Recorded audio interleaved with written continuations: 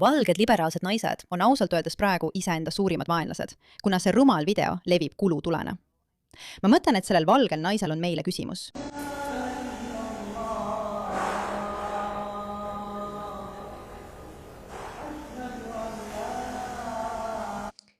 Selles videos, kui sa ei näe, on kirjas, kas see on minu märk, et usku pöörduda. Kui ta kuulab, taustal kostuvate lämbumishäälte peale. Ja kuulge, ma arvan, et me kõik teame, et see ei ole tema märk. Kas keegi ütleb talle? Sest ta muutub väga emotsionaalseks.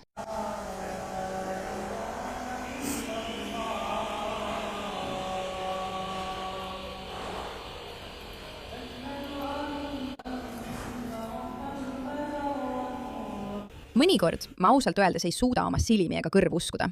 Ma lihtsalt tegelikult ei suuda uskuda, et need videod päriselt olemas on. Et sellised inimesed on endiselt nii rumalad, et nad kuulavad, kuidas mees mikrofoni peale lämbub ja arvavad, et see tähendab, et on aeg liituda religiooniga, mis ei taha neile mitte midagi head. Ja ma mõtlen, et nüüd on internetis terve hulk neid naisi ja nad ei kuula neid moslemi naisi. Nad ei kuula neid naisi, kes on tegelikult kogenud, mida tähendab olla osa sellest poliitilisest liikumisest. Ja kui nad vaid kuulaksid, sellepärast ma selle video tegingi, et saaksime neid harida, mis tegelikult toimub. Aga kui ma ütlen neid, siis ma mõtlen, et siin on veel üks neist idiootidest.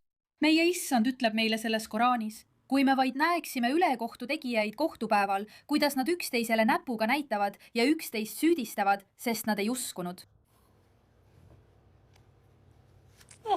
Palun, kallid, avage oma silmad! Mujmal. Allah saatis selle ise. Ta saatis meile teejuhi. Ta saatis tõe. Ta saatis kõik märgid. Mooses lahutas mered. Mida veel on sul vaja, et uskuda? Mida veel on sul vaja, et uskuda? Need pisarad on kasutud. Me oleme selles maailmas nii tühised. Minu tilluka aju ei suuda seda mõista. Sinu tilluka aju ei suuda midagi mõista, sest sa oled seal ja nutad. Ma ei teagi, kas need on krokodillipisarad, dramaatilised pisarad või piinlikkuse pisarad. Võid neist kolmest ükskõik millise valida, aga sa nutad seal ja üritad inimesi veenda liituma religiooniga, mis teeb naistega selliseid asju. Ja ausalt öeldes on see minu jaoks tõesti hämmastav. Ma mõtlen lihtsalt vaata seda tüdrukut, eks? On selge, sa tead täpselt, millisesse usku ta kuulub. Vaata seda. Ja põhjus, miks ma seda jagan, on see, et tead mis? Mul on üks neist päevadest, kus mul on tõesti raske islamist kinni hoida. Ja põhjus, miks ma seda jagan, on see, et just nende inimeste jaoks ma sisu loon. Ma loon sisu nendele tüdrukutele, kellel on raske islamist kinni hoida, kes tunnevad, et neid tõrjutakse islamist eemale nende misoküünsete meeste ja naiste poolt, kes teevad selle religiooni naiste jaoks nii raskeks. Ei, religioon ei ole naiste jaoks nii raske. See on imeline. Küsige ükskõik millise valge liberaali käest, kes mind kuulab. Lihtsalt küsige, ükskõik kelle käest neist. Ma ütlen teile, nad on tõesti inspireeritud. See on tõesti inspireeriv.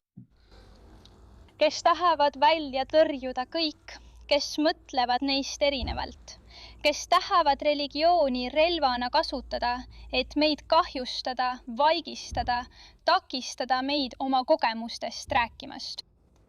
Nende jaoks ma sisu loon.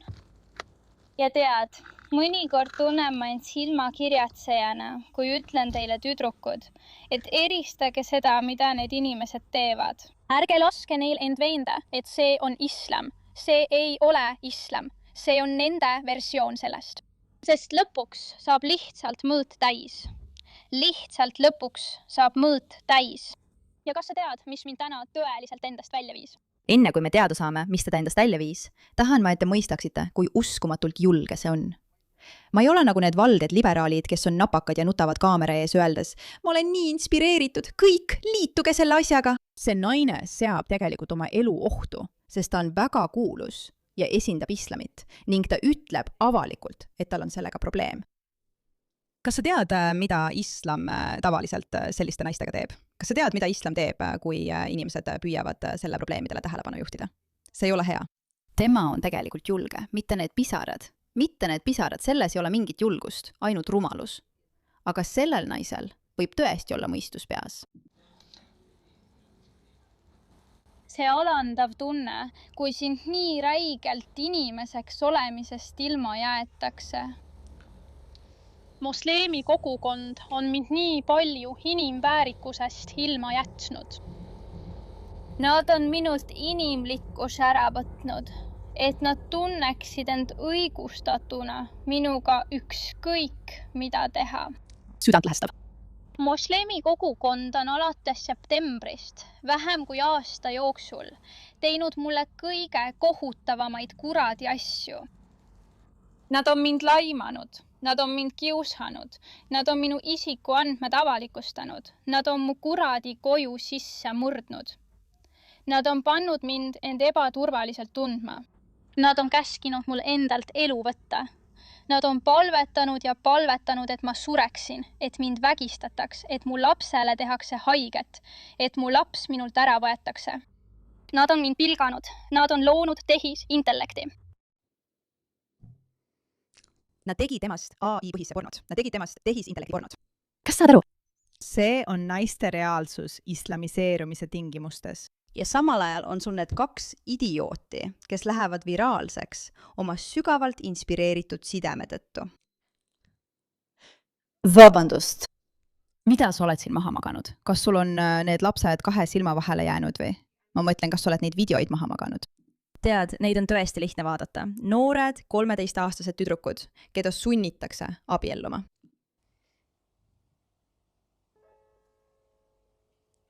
Kas need on need videod, mis inspireerivad sind internetis pisaraid valama ja inimestele rääkima, et oled tõde näinud?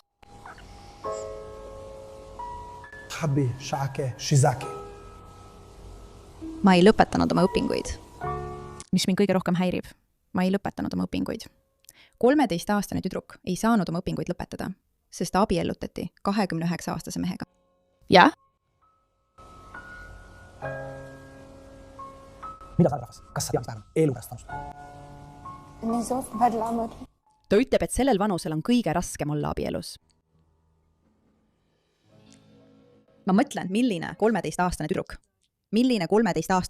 peaks olema abielus 29-aastasega.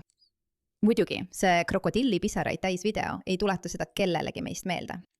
Ja nüüd küsib intervjueerija temalt, miks sa ei öelnud oma isale ei? Ja ta ütleb, et ta ei teadnud, et abielu on selline. Alguses olin ma õnnelik. Ma arvasin, et see on normaalne, sest ta on 13-aastane. 13-aastased ei peaks teadma, mida abielu endast kujutab ja kindlasti ei tohiks nad olla abielus 29-aastasega. Ja mida su isa ütles? Ta ütles, see on sinu abikaasa ja sa peaksid teda ning oma mehe peret kuulama. Ja nii ei saanudki ta ei öelda. Kas sa saed valget kleiti kanda? 13-aastane tüdruk valges kleidis ja ta küsib temalt, kas sa olid oma pulmapäeval õnnelik?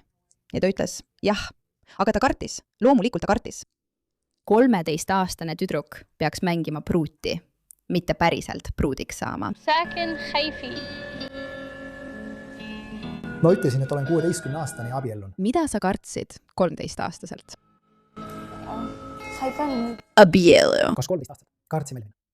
Abielu. Ja kas sul oli aimu, mis juhtub mehe ja naise vahel pärast pulmi? Õpetaja õpetas mulle. Õpetaja rääkis talle. Mis klassis? See on 6. klass. Ma õppisin loomade kohta, kes tulevad kokku, et saada järglasi. 6. klassis õppis ta õpetajalt, kuidas loomad tulevad kokku ja nii saavad nad järglasi. Nüüd teab ta, mida tähendab abiellumine. Ja? Kas me oleme? Me ei pea seda videot rohkem vaatama, sest see ajab meid kõiki iiveldama. Mul on süda paha, kui mõtlen, et see 13-aastane pannakse mehele. Ja ometi on siin ikkagi need naised. Armastame teisi.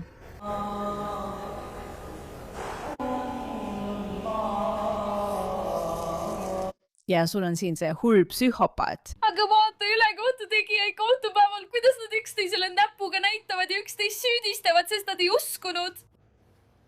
Islam on rahu religioon, ja. Kui rahu tähendab, et 29-aastased abielluvad 13-aastastega, siis on see tõesti väga rahulik. Meil on nii palju tööd teha. Aitäh, et pöörasite sellele küsimusele tähelepanu.